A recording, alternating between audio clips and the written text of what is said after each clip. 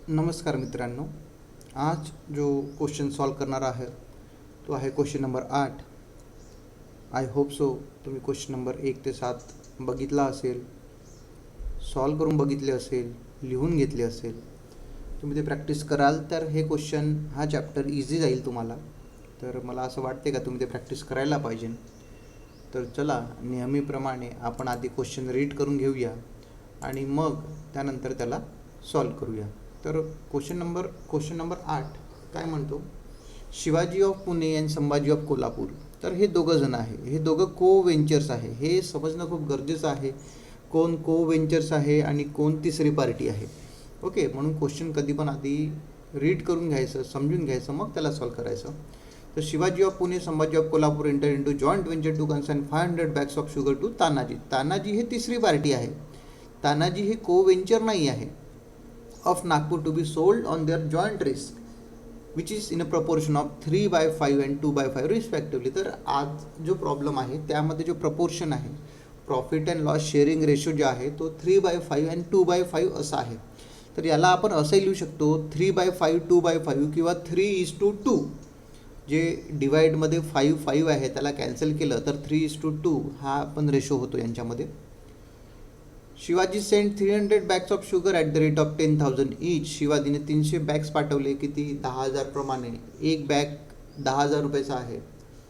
Paying carriage 15,000, carriage दिला 15,000, insurance दिले 35,000 and other expenses दिले 25,000. Sambhaji sent 200 bags of sugar at ₹9,000 each. संभाजीने जे 200 बॅग्स पाठवले ते 9,000 रुपये प्रमाणे पाठवले. Paying of carriage 1,25,000 and other expenses 25,000. Okay, पुढे यामध्ये 1,25,000 मला नाही वाटत का इतका मोठा कॅरेज असेल. थोडं मॉडिफाईड करू आपण आपल्या प्रश्नाला. मॉडिफाईड केला आपण तर 25,000 कॅरेज आहे असं कन्सिडर केलं आपण. ओके, पुढे Shivaji received an advance 5 lakh from Sambhaji. शिवाजीला संभाजीने 5 लाख रुपये ॲडव्हान्समध्ये दिलेले आहे. All bags of sugar sold by Tanaji traders at ₹60,000. तर तानाजी ट्रेडर्सने सगळे बॅग्स 300 + 200 500 बॅग्स विकले 60 लाख रुपयाला. Out of which they decided to deduct 2% for expenses and 3% for their commission on total sales. 2% expenses आणि 3% त्याचं कमिशन, म्हणजे असे टोटल पकडले 5% हे त्यांनी आपले डिडक्ट केले. Tanaji traders remit 30 lakh to Shivaji. 30 lakh त्यांनी शिवाजीला दिले. And bank draft and balance to a Sambhaji by 1 month bill. आणि उरलेला पैसा संभाजीला दिला 1 महिना बिलच्या प्रमाणे. को वेंचर सेटल्ड देअर अकाउंट. बाकी को वेंचर्सने सेटल्ड केले अकाउंट. आता पुढे काय बनवायचं, प्रिपेअर जॉईंट वेंचर अकाउंट जे आपण बनवतोस. Sambhaji account, Tanaji account in the books of Shivaji. तर आपण ते अकाउंट्स बनवून घेऊया. इथे लिहून घेऊ कोणाच्या बुक्समध्ये. सगळ्यात आधी आपण लिहून घेऊ कुठले कुठले बुक्स बनवायचे. इन दी बुक्स ऑफ कोण, शिवाजी. तर हे आपण लिहून घेतलं in the books of Shivaji. थोडं हायलाईट करूया याला, in the books of Shivaji.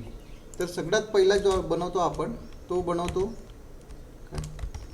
Joint venture account. दुसरा याच्याच बुक्समध्ये संभाजी अकाउंट. त्याच प्रकारे कुठला, तानाजी ट्रेडर्स अकाउंट.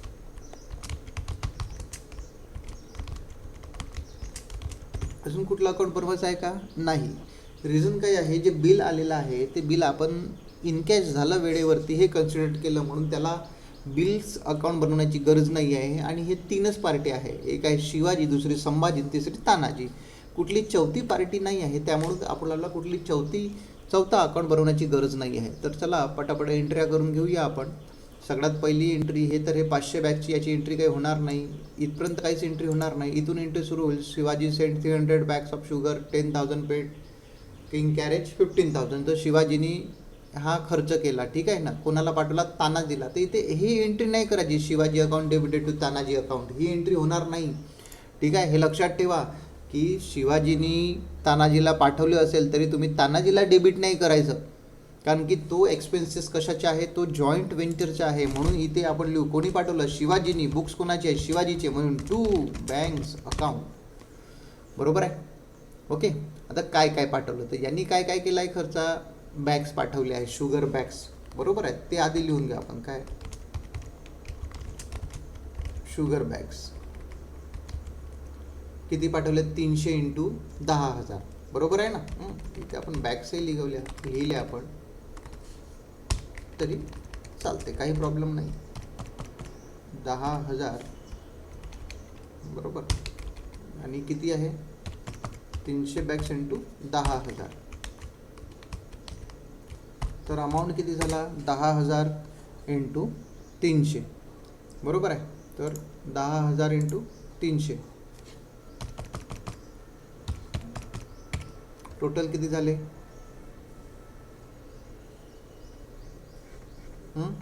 30 लाख.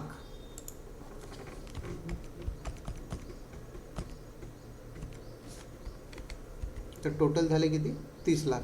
हे आपण लिहून घेऊया.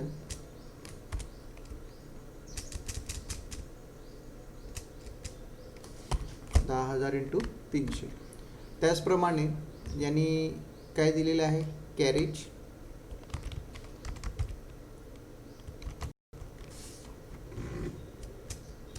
किती दिले कॅरेजचे, 15,000 रुपये.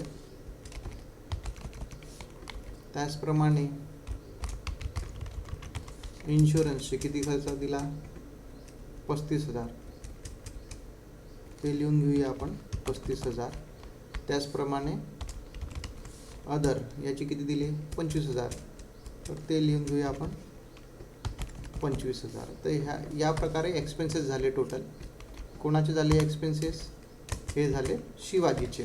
आणि शिवाजीने केले आहे म्हणून आपण त्याला काय लिहिलं, टू बँक अकाउंट. हे खूप इम्पॉर्टंट आहे, हे एंट्री समजणं. ठीक आहे. तो बँक अकाउंट का बरं कर, तर 10,000 इंटू 300 30 लाख झालेले आहे. हे टोटल केले आपण. हे कॅल्क्युलेटरने केले. कुठेही थोडंसं डाऊट वाटलं तर कॅल्क्युलेटर यूज करून पाहायचं. तुमच्याकडे कॅल्क्युलेटर आपल्याला युनिव्हर्सिटीमध्ये यूज करता येते. ओके. तर त्यामुळे कॅल्क्युलेटर खूप इम्पॉर्टंट आहे आणि प्रॉपर चेक करणं खूप इम्पॉर्टंट आहे आपल्याला. ते नाही केलं तर आपले प्रॉब्लेम्स रॉंग होऊ शकतो, आपल्याला टॅली नाही होऊ शकत. चला टोटल करून बघूया. टोटल किती झाले, 30 लाख प्लस 15,000 प्लस 35,000 आणि प्लस 25,000. तर हे टोटल झाले किती आपले, 30,75,000. तो अमाऊंट लिहून घेऊ इथे आपण. किती, 30,75,000 हा झाला टोटल अमाऊंट. ओके. तर हे झाले कोणी, शिवाजीने एक्सपेन्सेस केले. आता Sambhaji send 200 bags of sugar at 9,000 each. संभाजीचा आहे तर संभाजी कोव्हेंचरच आहे, म्हणून to Sambhaji account. Okay. Again bags किती पाठवले यांनी, 200 इंटू किती, 9,000 प्रमाणे. तर हे किती झाले, 200 इंटू 9,000. हे झाले 18 लाख. हे पाठवून हे लिहून घेऊ आपण. किती, 18 लाख. त्याचप्रमाणे काही एक्सपेन्सेस केले संभाजीनी. कॅरेजचे 25,000, अदरचे 25,000. बरोबर आहे. तर कॅरेज लिहून घेऊया आपण.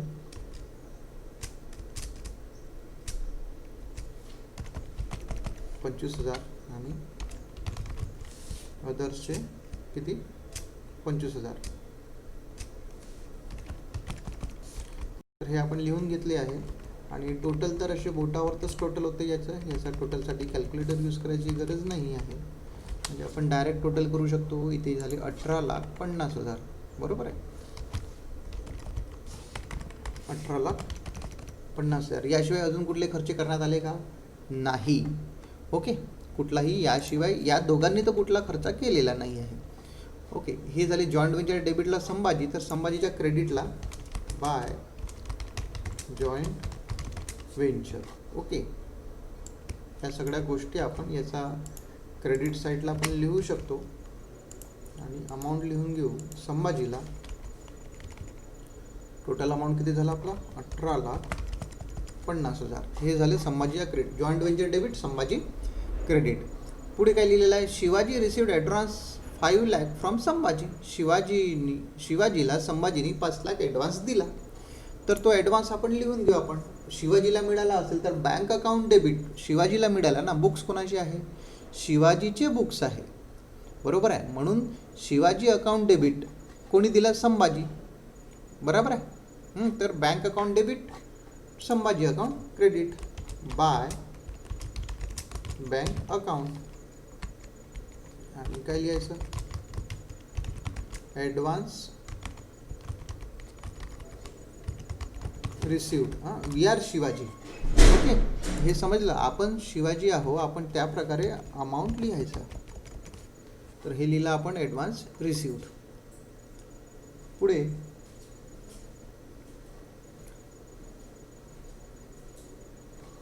All bags of sugar were sold by Tanaji. आता हे सगळे बॅग्स जे आहेत ते तानाजीने विकले. तर याची एंट्री आपण करायची, कारण की तानाजीने विकले आहे. तर जॉईंट व्हेंचरच्या क्रेडिटला कोणी विकले?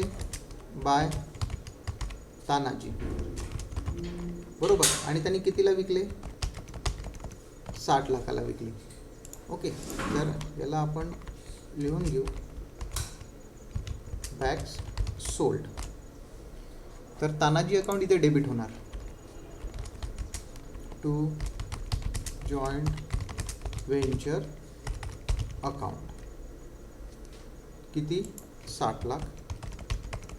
हे झाले तानाजी अकाउंट. ही एंट्री का बरं करण्यात आली? ही बॅग सोल्डची. Tanaji was the third person, ठीक आहे. तानाजी हा तिसरा पर्सन आहे आणि त्यांनी सेल केलं तर त्याला ड्यू झाला अमाऊंट, त्यासाठी आपण तानाजी अकाउंट लिहिलं. पैसे डायरेक्ट आलेले नाही आहे. पैसे आले असते तर आपण जॉईंट व्हेंचरच्या क्रेडिटला बँक अकाउंट हे डेबिट केलं असतं आणि जॉईंट व्हेंचर क्रेडिट केलं असतं. पण हे पैसे ड्यू झालेले आहेत. तानाजीने पूर्ण पैसे ॲट अ टाईम दिले नाही. तर ही सेलची एंट्री झाली. सेल कोणी केला? तानाजीने करून दिला सेल. म्हणून आपण जॉईंट व्हेंचरच्या क्रेडिटला तानाजी आणि तानाजीच्या डेबिटला जॉईंट व्हेंचर हा अमाऊंट लिहिलेला आहे 60 लाख रुपये.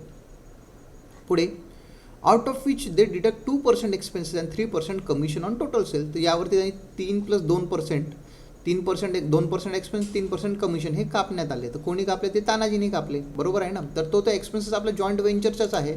म्हणून इथे तो कोणी? तो तानाजीनी केला, बरोबर आहे. तर इथे लिहू आपण एक्सपेन्सेस आणि कमिशन.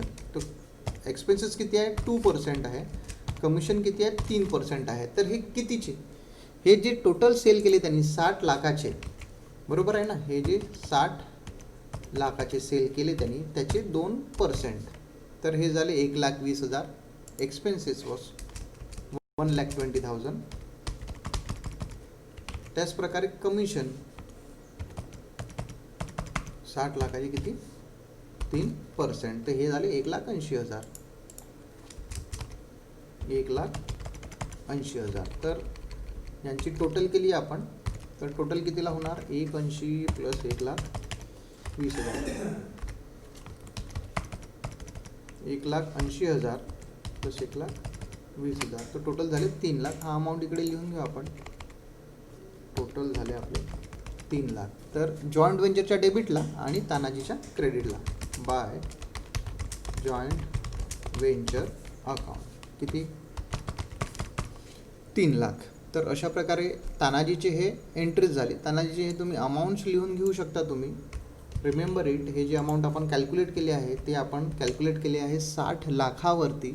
60 लाखाचे 2% आणि 60 लाखाचे 3%. तर अशा प्रकारे या एंट्र्या केल्या. पुढे काय लिहिलेलं आहे प्रॉब्लेममध्ये?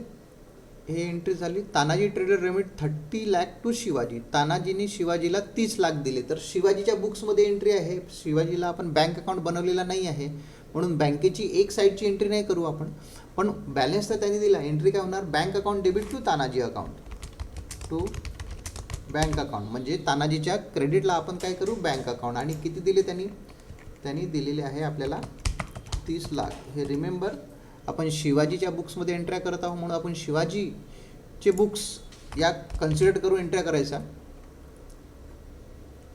To bank draft and balance to Sambhaji by 1 month bill. तर बॅलेन्स कोणाला दिला? त्यांनी संभाजीला दिला. कुठल्या 1 महिन्याच्या बिलच्या प्रमाणे दिला. त्याची एंट्री आपल्याला करायची नाही आहे. बिलची एंट्री नाही करू आपण काय. पण एवढं लिहून ठेवून देऊ की यांनी जो बॅलन्स आहे टू संभाजी अकाउंट. तर जो पण बॅलन्स आहे तो संभाजीला दिला. तर सिम्पल आहे, 60 लाखामधून 30 लाख प्लस 3 लाख 33 लाख गेले, म्हणजे उरले किती? 27 लाख रुपये त्यांनी कोणाला दिले असेल? संभाजीला दिले असेल. That account is close. जो तानाजी अकाउंट आहे तो अकाउंट क्लोज झाला आणि संभाजीला, तर तानाजी क्रेडिट झाला तर संभाजीला डेबिट करू. टू तानाजी अकाउंट किती आले असेल याच्याकडे? आताच घेतला आपण, 27 लाख रुपये आले असेल. ओके, तर हा अकाउंट तर क्लोज झाला, याला काही लुकआउट नाही आहे. त्याला आपण लिहू शकतो बॅलन्स पेड म्हणून. ओके, कसला बॅलन्स पेड? हा आहे बॅलन्स पेडचा अमाऊंट. तर आता काय उरलं? जॉईंट व्हेंचर उरला आपला क्लोज करायचा आणि संभाजी अकाउंट. तर जॉईंट व्हेंचर क्लोज करू आणि मग त्यानंतर संभाजी अकाउंट क्लोज करायचा. तर जॉईंट व्हेंचरला प्रॉफिट येणार की लॉस ते आधी बघून घेऊया कॅल्क्युलेटरनी. तर 60 लाख, त्यामधून किती गेले? 30 लाख, 75,000, मग 18 लाख 50,000, मग त्यानंतर 3 लाख. तर उरले किती? 7,75,000 हा अमाऊंट उरलेला आहे. हा ठीक आहे. तर हा आधी लिहून घेऊया आपण. किती?